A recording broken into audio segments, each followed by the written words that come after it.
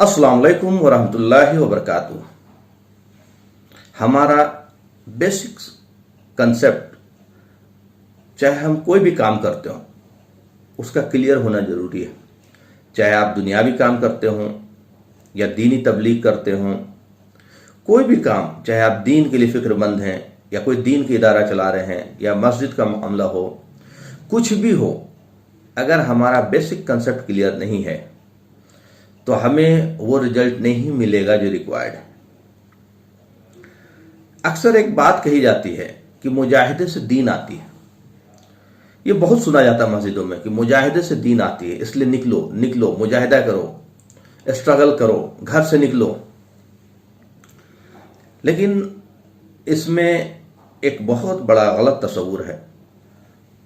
मुजाहिदा बेशक जरूरी है, लेकिन मुजाहिदा से पहले जो चीज जरूरी है, अगर उस चीज को नहीं किया गया तो फिर मुजाहिदा वो रिजल्ट नहीं देगा जो रिक्वायर्ड है, और हो सकता है वो नुकसान भी हो जाए।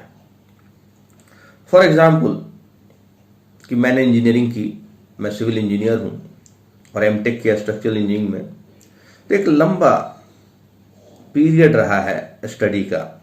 +2 किया मैथमेटिक्स से, फिजिक्स केमिस्ट्री से, उसके बाद इंजीनियरिंग किया, सिविल इंजीनियरिंग किया, और उसके बाद एमटेक किया स्ट्रक्चर इंजीनियरिंग में। इस दौरान सिविल इंजीनियरिंग से रिलेटेड जितने भी एस्पेक्ट हो सकते, जितने भी, चाहे वो डिजाइन के हो, चाहे वो कंस्ट्रक्शंस के हो, चाहे वो क्वालिटी के हो, सारी चीज सिखाए गए। हमें ब्रिज डिजाइन करना सिखाया गया, हमें डैम डिजाइन करना सिखाया गया, हमें हाई राइज बिल्डिंग डिजाइन करना सिखाया गया, हमें स्टील स्ट्रक्चर सिखाया गया, हमें आरसीसी सिखाया गया। कोई ऐसी चीज जो भी सिविल इंजीनियरिंग से रिलेटेड हो, ऐसी चीज कोई नहीं है जिसका बेसिक कंसेप्ट हमें ना दिया गया हो, इर्रेस्पेक्टिव ऑफ दैट कि उसका इस्तेमाल आगे होगा या नहीं होगा। उसका आगे हमें इस्तेमाल हो पाएगा पूरी तरह से या नहीं होगा, इर्रेस्पेक्टिव ऑफ दैट हमें ये सारी चीजें सिखाई गई। क्यों सिखाई गई? क्योंकि जब आप एक सिविल इंजीनियरिंग की डिग्री लेकर के जा रहे हो, तो फिर आपको कोई भी चैलेंजेज आएगा तो आप कंफर्ट लेवल पे हो गए कि नहीं भाई, मैंने ये चीजें पढ़ी हैं। फिर आप उसको फर्दर स्टडी करने की जरूरत होगी तो स्टडी करेंगे। तो ये तो हो गया स्टडी का मामला, चाहे आपने 6 साल पढ़ा, 7 साल पढ़ा, 8 साल पढ़ा, जो भी पढ़ा। उसके बाद अब हम फील्ड में आ रहे हैं डिजाइन करने के लिए। तो जब हम फील्ड में किसी कंपनी को ज्वाइन करते हैं, डिजाइनिंग कंपनी को ज्वाइन करते हैं, तो ऐसा नहीं है कि बस ज्वाइन करते ही हमने डिजाइन करना शुरू किया क्योंकि भाई हमारे पास डिग्री है, हमारे पास सर्टिफिकेट है और हमें तो सब कुछ आता है, और धड़ाधड़ हम डिजाइन करना शुरू किए। अब यहाँ पे मुजाहिदा की जरूरत है, अब यहाँ पे स्ट्रगल की जरूरत है कि भाई कहीं पे हम फंस रहे हैं तो अपने सीनियर से पूछेंगे, किताबों में देखेंगे, कोई चीज नई आई है, कोई नया सॉफ्टवेयर है तो उसको सीखेंगे।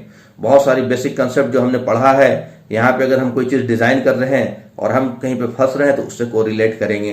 तो ये मुजाहिदा अब यहां शुरू होगा।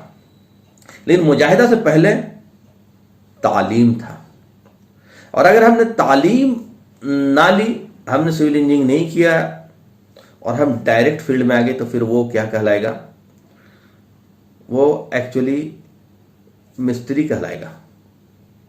और मिस्त्री अपने मुजाहिदे से, अपने स्ट्रगल से बहुत कुछ सीखेगा वो, लेकिन कभी भी वो इंजीनियर्स के मुकाबले में चाहे अपनी पूरी जिंदगी 40 साल खपा दे, नहीं आ पाएगा, इसलिए कि उसको बेसिक कंसेप्ट नहीं मालूम है। उसने बस अंदाज से चीजों को देखा है और समझना शुरू किया है। एक इंजीनियर की जो अंडरस्टैंडिंग होगी बिल्डिंग की या डिजाइनिंग की या जो भी स्ट्रक्चर्स की, वो कभी भी वो अचीव नहीं कर सकता। तो अगर आप इल्म हटा दें और सिर्फ मुजाहिदा रखें तो क्या होगा? वो मिस्त्री बन जाएगा, मैकेनिक बन जाएगा, एक अच्छा मैकेनिक बन जाएगा, एक अच्छा कंपाउंडर बन जाएगा, लेकिन डॉक्टर नहीं बन पाएगा। मैकेनिक बन जाएगा, ऑटोमोबाइल इंजीनियर नहीं बन पाएगा। ये दो चीजों का समझना बहुत जरूरी है। तो सिर्फ मुजाहिदा से आपकी लेवल क्या होगी? तो मुजाहिदा से पहले इल्म जरूरी है। तो ये जो तस्वुर दिया जाता है कि आपने कुछ नहीं सीखा, कोई बात नहीं, बस मुजाहिदा करो, बस मुजाहिदा करो, आपने इल्म की अहमियत किनारे कर दी। और इल्म की अहमियत किनारे कर दी, तो आपने उसे वो मुकाम पे पहुंचा ही नहीं पाएंगे जहां वो पहुंचना चाहिए था। तो ये है असल कि ये मुजाहिदे से दीन नहीं आती, इल्म प्लस मुजाहिदे से दीन आती है। और आपने मान लिया आलिमियत किया है या फिर आपने चाहे दुनियावी कोई डिग्री ली है या मैंने इंजीनियरिंग की है, इंजीनियरिंग करने के बाद मैं ये समझूँ कि नहीं अब मुझे कुछ भी सीखने की जरूरत नहीं है, मेरे पास सर्टिफिकेट है, अब मैं जो जानता हूँ वो 100% जो है मैं कैपेबल हूँ कि मैं कुछ भी कर सकता हूँ। और ये चीज़ इंसान को नीचे लेकर जाती है। और ये है तसव्वुर कि आपने डिग्री लिया तो फिर हमें कुछ भी पढ़ने की, कुछ भी समझने की ज़रूरत नहीं, और बस हम शुरू हो गए। तो ये हमेशा हमें ज़रूरत पड़ती है सीखने सिखाने की। ये प्रोसेस ज़िंदगी भर चलता है, चाहे वो अच्छा डॉक्टर हो, चाहे वो अच्छा इंजीनियर हो, चाहे वो अच्छे आलिम हो। ये सीखने का और सिखाने का प्रोसेस ज़िंदगी भर चलेगा। लेकिन हाँ, एक लेवल वो अचीव कर चुका होता है सीखने का, और फिर वो सिखाने का, फिर सीखने का, लर्निंग बाई प्रोसेस वो ज़िंदगी भर चलती रहती है। तो ये कंसेप्ट देना कि भाई मुजाहिदे से दीन आती है, इससे क्या है कि लोग कंफ्यूज होते हैं, फिर लोग इल्म को तरजीह नहीं देते, फिर लोग कुरान को तरजीह नहीं देते, फिर लोग सीरत को समझने की तरजीह नहीं देते। उनको लगता है बस चलने से ही दीन आ जाएगा, और वहाँ जो चल रहे हैं वो भी उसी लेवल के हैं, उसी लियाकत के हैं, उसी सलाहियत के हैं। तो एक आदमी अगर मान लिया सारे मिस्त्री एक साथ चले, तो एक मिस्त्री दूसरा अननोन जो जिसको नहीं मालूम है, तो उसको मिस्त्री तक ही सिखा पाएगा ना, उसको इंजीनियर नहीं बना पाएगा, उसको आलिम नहीं बना पाएगा, उसे डॉक्टर नहीं बना पाएगा। तो हम जब भी किसी को ले जाए मुजाहिदे के लिए, दीन सिखाने के लिए, तो ये ज़रूरी है कि हम टारगेट फिक्स करें कि भाई हम सिखाएंगे क्या।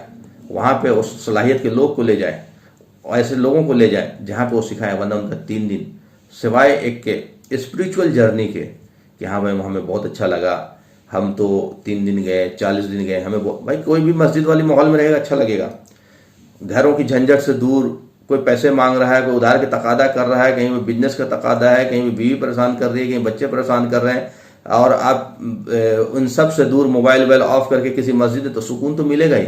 तो लोग अरे हमें बहुत सुकून मिला, भाई सुकून पहाड़ पे चले जाओ मिलेगा ही सुकून, बहुत सारे लोगों को सुकून मिलता है। तो सुकून से मुराद नहीं है, असल पर्पस क्या है, मकसद क्या है, हम क्या अचीव कर रहे हैं, और हम क्या देना चाहते हैं, हम क्या करना चाहते हैं, हम उम्मत को क्या कंट्रीब्यूट करना चाहते हैं। तो पहले सीखना है, फिर सिखाना है, और सीखने और सिखाने के साथ साथ आगे फिर वो लर्निंग बाई प्रोसेस चलता रहेगा।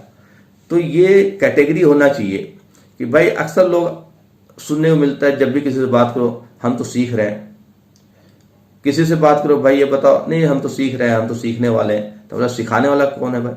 नहीं हमें कोई सिखाने वाला नहीं, हम सब सीखने के लिए आए। तो भाई दुनिया में ऐसा कोई स्कूल ही नहीं होता है जहाँ सारे सीखने वाले और सिखाने वाला ही कोई ना हो। ये तो वाहिद स्कूल है, ये वाहिद स्कूल है तबलीगी जमात में, जहाँ लोग बोलते हैं हम सब सीखने वाले हैं। तो फिर सिखाने वाला कौन है? क्या कोई इंस्टीट्यूशन, क्या कोई कॉलेज, क्या कोई यूनिवर्सिटी, क्या कोई मदरसा आपने ऐसा देखा है जहाँ सारे स्टूडेंट हैं, सिखाने वाले ही कोई ना हो? तो कहीं ना कहीं हमारा तस्वुर गलत है। मैं ये जो चीज़ें आपको बता रहा हूँ, आप इसको पॉजिटिव लें। मेरा मकसद किसी को ना नीचा दिखाना है, न किसी को कमतर करना है, बल्कि हम सब की इस्लाह इसी में है कि हम सब चाहे किसी जमात से जुड़े हों, अपना इंट्रोस्पेक्शन करें, अपना मुहासबा करें, चाहे आप तबलीगी जमात में हैं, चाहे बरेलवी जमात में, चाहे अहले हदीस जमात में, जबकि इन सब का कंसेप्ट ही नहीं है, तस्वुर ही नहीं है। एक उम्मत का तस्वुर है, लेकिन उसके बावजूद भी हैं चीज़ें, लेकिन ये चीज़ें ख़त्म हो जाएंगी अपने आप, हम चाहें या ना चाहें।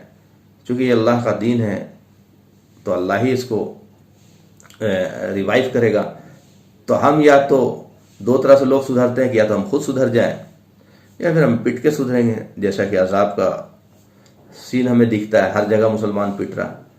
तो ये हमारे ऊपर है कि हम खुद से सुधरना चाहते हैं या फिर अल्लाह सुधार देगा। तो अल्लाह जब सुधारने पे आएगा तो जाहिर सी बात है हमारा हसर क्या होगा, दुनिया में भी बुरा हसर होगा और आखिरत का भी कोई ठिकाना नहीं। व आखिर दावाना अल्हम्दुलिल्लाहि रब्बिल आलमीन।